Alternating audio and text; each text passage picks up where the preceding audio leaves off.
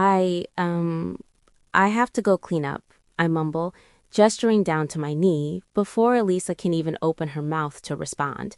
She's going to want to talk about the show and Brayden, and I do not have the energy for that right now. I sprint back out of the house, ignoring the stinging cut on my knee, and head straight for the rink. Brayden and I don't have training for a while, but I always keep some of my things there just in case. The trainer's room is empty since the first session of the day hasn't even started yet, and I mindlessly gathered the peroxide and gauze and bandage I'll need. But when I push up onto the table and roll up the leg of my winter running tights, I stop and take a breath. And then another, sitting there letting time slip by. The last half hour was too much.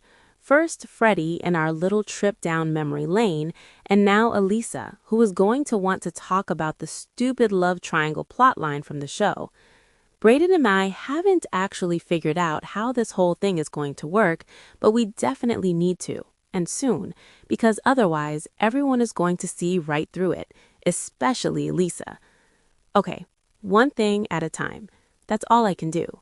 So I go see the trainer to get my cut cleaned and wrapped before heading into the locker room to change for training.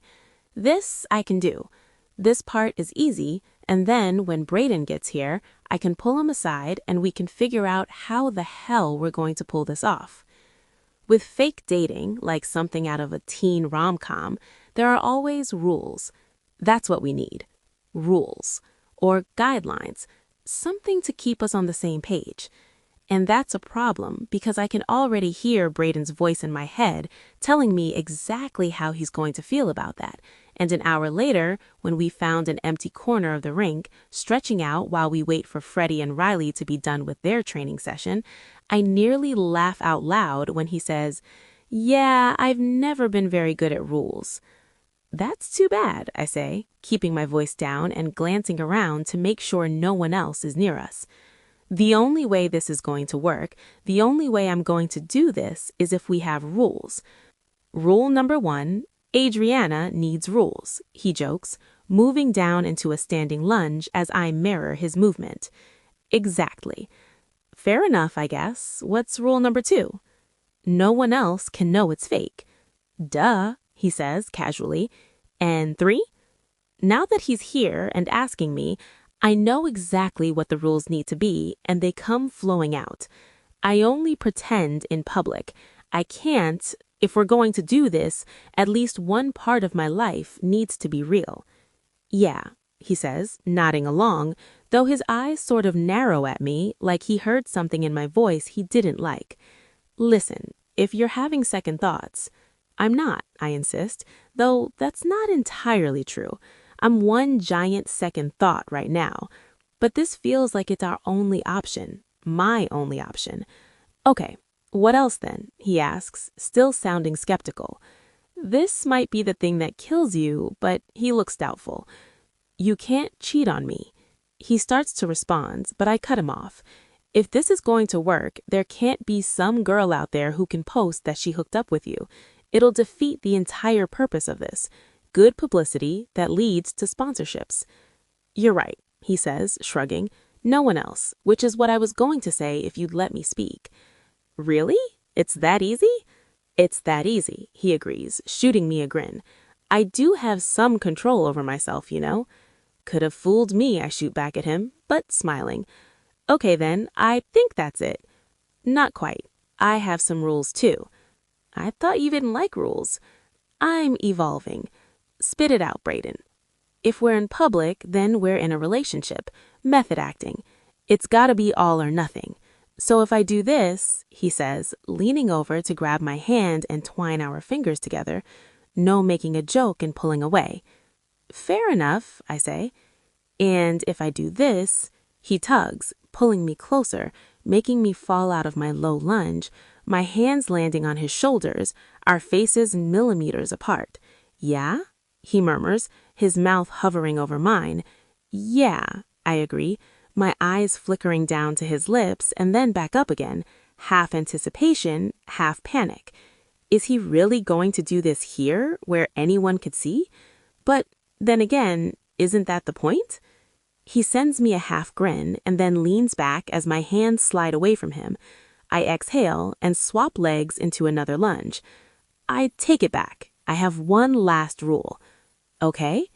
If this becomes too much for either of us, we can call it off. No questions asked and no hard feelings. We tell everyone it didn't work out and we're still good friends and partners. Brayden clears his throat and nods. That sounds fair. So then there's just one more problem. What's that? Telling Elisa. Fuck, he says, falling out of his lunge down to the ground. Yeah, I say, following him and stretching out into a split. But then my attention gets pulled by something on the ice. It's Riley, up in the air, hands on Freddie's shoulders as he guides her through a complicated lift, her body twisting around before landing in a bridle position as they travel over the ice. It's a little slow, a little off the beat of the music, but it's clean. And from Georgia's shrieks of joy off the ice, she agrees. It's risky to be adding a move like that to a routine so late in the season, but I know Freddie and Riley. They're not afraid of a little risk, especially if it could launch them to the top of the podium. Wow, Brayden and I said together, and suddenly, telling Elisa is the least of our problems. But even as that registers, relief slides through me. This I know how to handle. It's time to get to work. Yes, Adriana, that's gorgeous. No, don't let it slip now. I can read your feelings on your face. Keep it up. Perfect. Braiding. Camille yells as Vienna fades to silence, and we wrap up a run-through of our rhythm dance. That was so good. There's nothing in the world like nailing a performance, and we've been on fire all session. Adrenaline is still sliding through me, and even though we've been out here for 2 hours, I feel like I could go 10 more. God, I love this so much. If only everything could be about skating. We've been wrapping every training session with our full program, alternating the rhythm and free dances to make sure we're capable of doing both even when we're exhausted. We leave for Paris in a week, and it's time to make sure we can hit our routines no matter what is happening around us, on and off the ice. Riley and Freddie can add whatever lift they want to their routine. If Brayden and I skate like this, no one can touch us.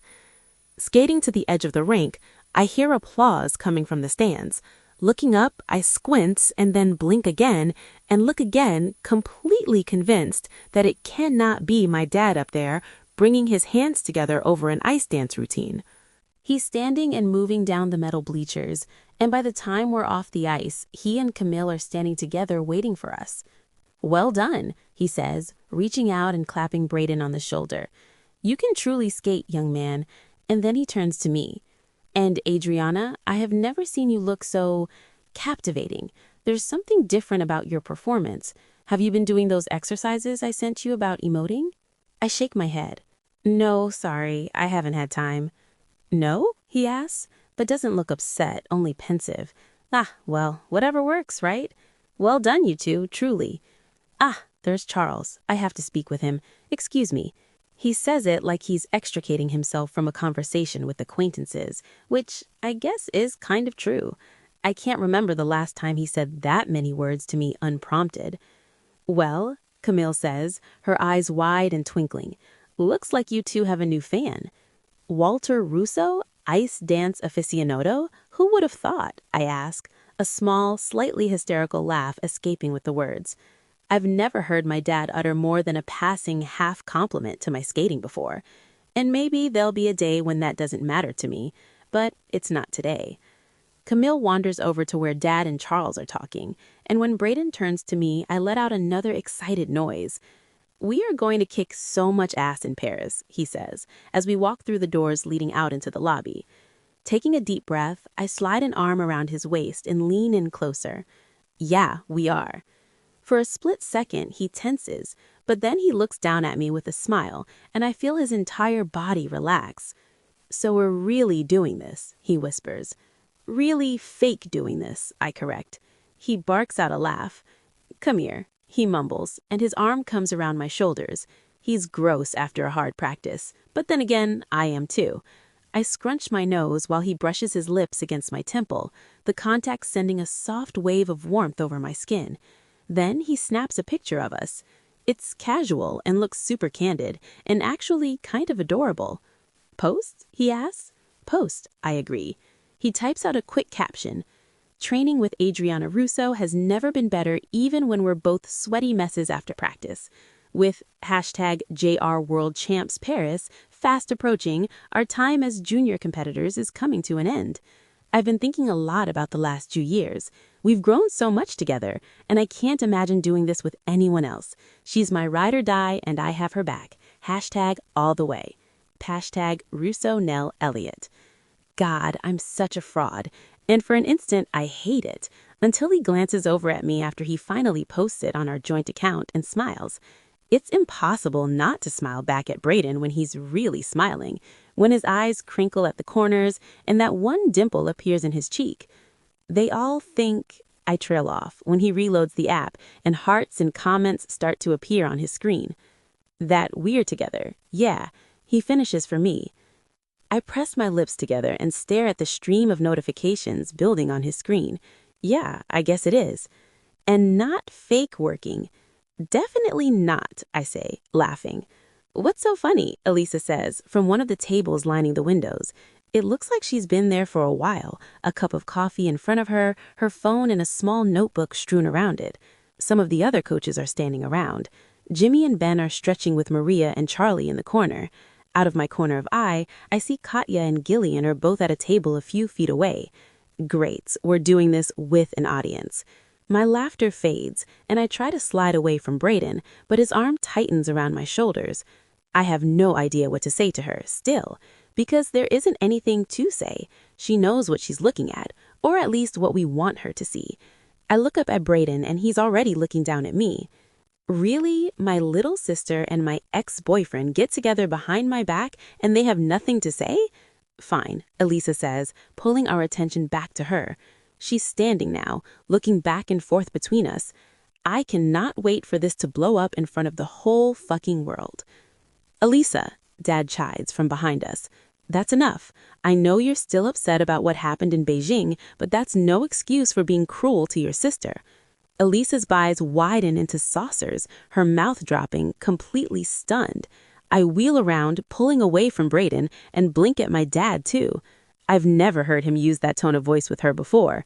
Letting out a frustrated shriek from between clenched teeth, Elisa shoulders past, making sure to bump into me as she runs out the front doors. I follow her, but by the time I make it through the doors, she's already nearly to the house. I could chase her, but I still don't know what I'd say. What is there to say? The only thing that would make it better is the truth, and I can't tell her that. We might not be super close, but we are sisters, and I hate that I hurt her, especially when, like my dad oh so sensitively pointed out, she's already hurting. I can't make it right, though. There's nothing I can do right now, maybe nothing I can do ever. This is on me. It's what I decided to do, and now I have to live with it. There's something familiar about the 2 suitcases laid across my bed. A few weeks ago, I sat in Elisa's room helping her pack her bags for the Olympic Games. Now, she's home, and I'm in my room, staring at 2 empty suitcases, my closet door open, and not filling them. It's not that I don't want to pack or don't know what to pack. That's easy enough. I've been packing for my competition since I was 8. No, it's that packing for this competition feels different. We're headed for our last junior competition ever, the last time we'll skate out on the ice with that safety net. That's what it is, after all. Once you're not a junior, no one cares how old you are or if you've been there before or what your last name is. You go out onto the ice against the best in the world and you see whether or not you measure up.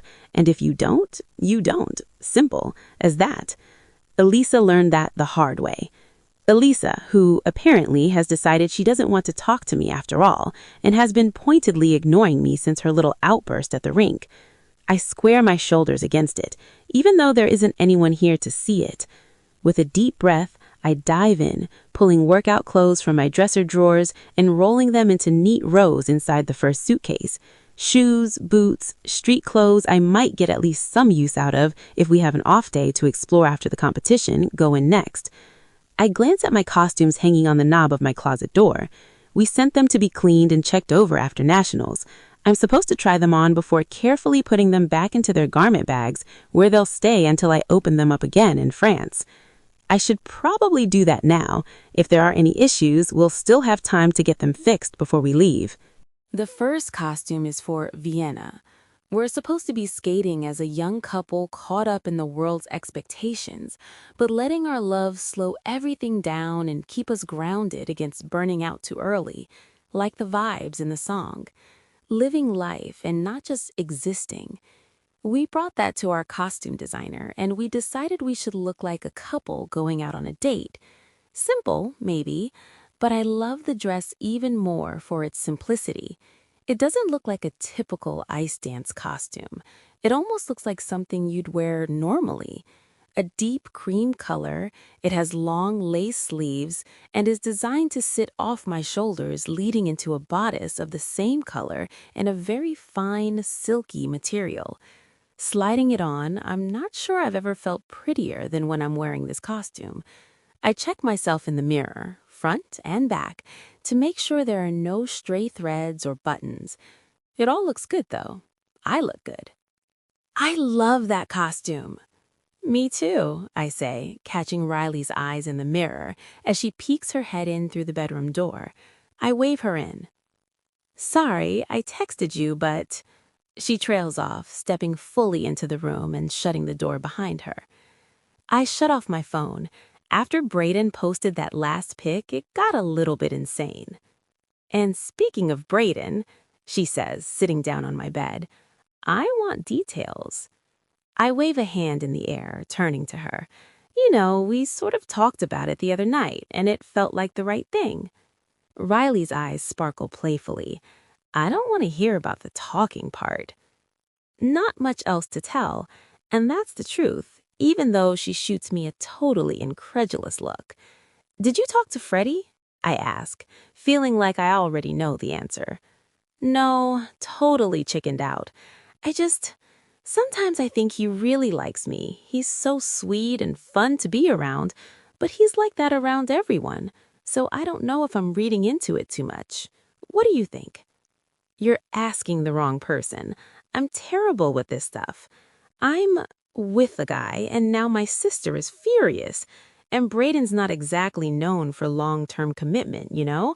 I have no idea what I'm doing. So we're both completely screwed, is what you're saying.